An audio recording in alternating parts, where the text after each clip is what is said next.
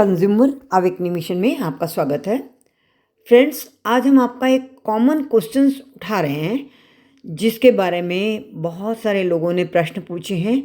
अलग अलग हमने प्रश्नों के उत्तर भी दिए हैं, किंतु अब हम इस विषय पर समग्र रूप से आपको सारी जानकारी देंगे।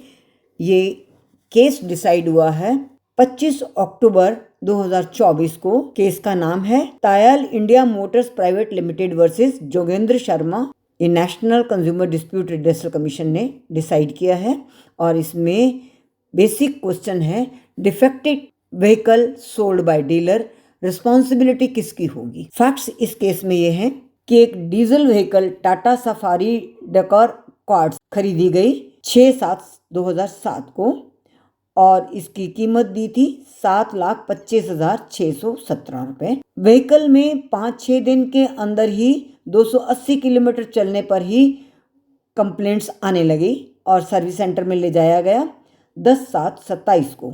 जॉब कार्ड्स क्रिएट किए गए।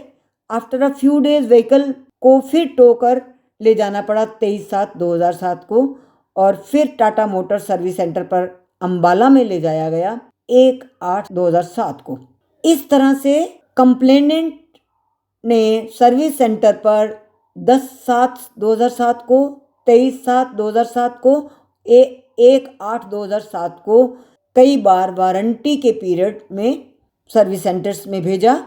जॉब कार्ड्स भी बनाए गए जो कि रिकॉर्ड पर हैं, किंतु डिफेक्ट्स दूर नहीं हो सके और व्हीकल टाटा मोटर्स के ही सर्विस सेंटर पर पड़ा है। अब डिस्ट्रिक्ट फोरम में ये कंप्लेंट डाली गई। डिस्ट्रिक्ट कोर्ट ने कंप्लेनेंट के फेवर में ऑर्डर किया और फिर स्टेट कमीशन में गई।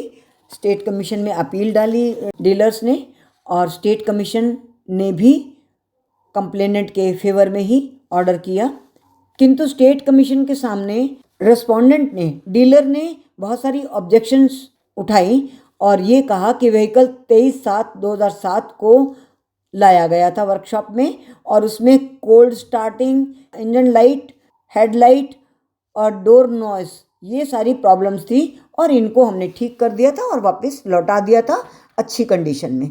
व्हीकल दोबारा 6/8/2007 को रिपेयर के लिए मेट्रो मोटर्स में लाया गया था और मेट्रो मोटर्स ने ही लास्ट टाइम इसकी रिपेयर की थी। व्हीकल पूरी तरह से रिपेयर नहीं हुआ था और कंप्लेनेंट ने कोई ड्राइव टेस्ट भी नहीं लिया, इसलिए डीलर की कोई लायबिलिटी नहीं बनती है क्योंकि वो मैन्युफैक्चरर नहीं है। उसका कहना था कि सुप्रीम कोर्ट ने Hindustan Motors limited and others versus Shiva Kumar and others 2000 के केस में ये कहा था कि हर बार डीलर की रिस्पॉन्सिबिलिटी नहीं होती, क्योंकि अगर मैन्युफैक्चरिंग डिफेक्ट होता है तो मैन्युफैक्चरर की ही रिस्पॉन्सिबिलिटी होगी। इसलिए डीलर्स ने यहाँ पर ये ऑब्जेक्शन उठाई कि मेरी कोई रिस्पॉन्सिबिलिटी नहीं है। एक और एलिगेशंस भी लगाया कि स्टेट कमीशन के प्रेसिडेंट और मेंबर्स ने अपने आप ही इंस्पेक्शन कर ली व्हीकल की और इंस्पेक्शन नोट तैयार कर दिया, जबकि इसको हम जब तक एक्सपर्ट से जांच ना करवाई जाए तो इसे एक्सपर्ट ओपिनियन नहीं माना जाएगा। इसलिए स्टेट कमीशन से भी ये गलती हुई है और स्टेट कमीशन का ये ऑर्डर भी उन्हें मान्य नहीं है।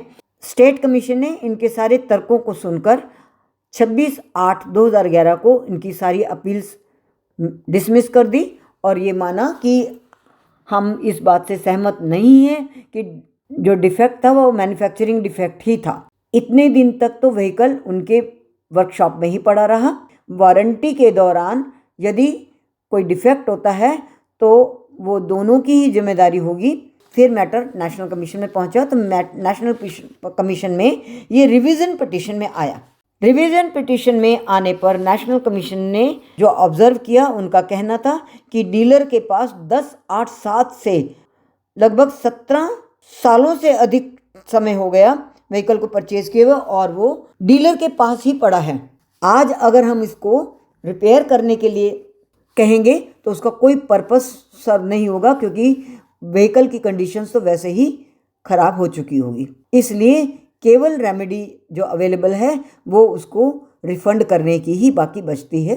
नेशनल कमीशन ने आगे ये भी एस्टैब्लिश किया कि ये वेल सेटल्ड लॉ है। प्रिंसिपल टू प्रिंसिपल रिलेशनशिप होने के बावजूद भी यदि मैन्युफैक्चरिंग डिफेक्ट है, यदि डीलर की भी गलती है और मैन्युफैक्चरिंग डिफेक्ट है तो मैन्युफैक्चरर तो अपनी लाइबिलिटी से भाग नहीं सकता, मैन्युफैक्चरर की लाइबिलिटी बनेगी क्योंकि जो व्हीकल चेंज होगा, रिप्लेस होगा या रिफंड होगा वो मैन्युफैक्चरर को ही देना पड़ेगा, इसलिए दोनों की लाइबिलिटी इक्वली बनती है। अंततः नेशनल कमीशन ने ये ऑर्डर किया कि जब कंज्यूमर एक व्हीकल खरीदता है तो ये एक्सपेक्ट करता है कि सब तरह से वर्किंग कंडीशन में होगा। अगर व्हीकल में थोड़े ही दिन की खरीद में प्रॉब्लम आती है तो या तो उसको अच्छी तरह से रिपेयर किया जाए और रोड वर्दी बनाकर लौटाया जाए, और यदि ऐसा नहीं होता है तो व्हीकल को रिप्लेस या रिफंड बनता है। इसलिए पिटिशनर यानी कि डीलर और मैन्युफैक्चरर दोनों को इक्वली लायबल मानते हुए जो अमाउंट प्राइस थी 7,25,617 सेल प्राइस, उसको 6% ब्याज के साथ कंप्लेनेंट को लौटाने के लिए बोला। Thank you very much friends. आज हमने 3 प्रश्नों पर स्पष्ट किया। पहला, यदि खरीद के वारंटी पीरियड के भीतर ही कोई डिफेक्ट आता है तो ये डीलर की लाइबिलिटी होगी कि वो अपने सर्विस सेंटर से उसको जांच करवा के उसको रोड वर्दी कंडीशन में ठीक ठाक करके दे। यदि वो नहीं दे पाता है और बार बार रिपेयर होने के बावजूद भी यदि वो डिफेक्ट दूर नहीं होता है तो उसको मैन्युफैक्चरिंग डिफेक्ट माना ही जाएगा, और ऐसी कंडीशन में manufacturer as well as dealer दोनों ही रिस्पॉन्सिबल होंगे जो भी कुछ ऑर्डर कोट करेगा। तो इस नोट के साथ हम अपनी इस चर्चा को समाप्त करते हैं। फिर मिलेंगे इसी तरह के नए इशू के साथ। तब तक हमें आज्ञा दीजिए। यदि आपने हमारे चैनल को अभी तक सब्सक्राइब नहीं किया तो सब्सक्राइब कर लीजिए ताकि हमारे फ्यूचर वीडियोस आपको निरंतर मिलते रहें और हम आपके साथ संपर्क में बने रहें। Thank you very much.